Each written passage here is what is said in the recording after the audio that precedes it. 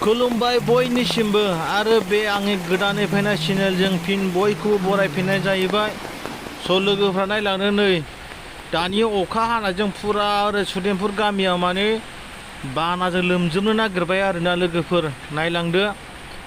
नायदो लोगोफोर नै माबायदि एकदम दिनै हरनि अखाजों नै माने लोमखावजोबखाबाय एकदम फाग्ला बायदिसो।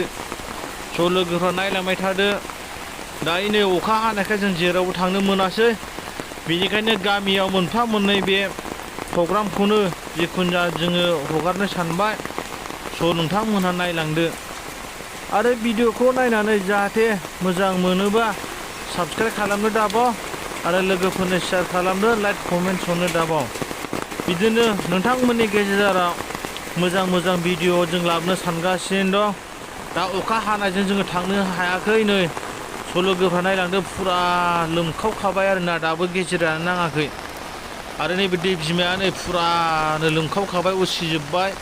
मालबहग दै होनो लोगोफोर, नोंथांमोनहा नायलांबाय थाबानो जाहैबाय। नायलांदो नै लोगोफोर, नायदो माबायदि अखा हाखादों। सोरनाबा सोरनाबा बिदिनो माइफोरानो मोनैनि, बिदिनो माइरंफ्रानो गैलायलायला। नेनानै थादो लोगोफोर, फैगौ समसिम एसेनोसै नायनायनि थाखाय।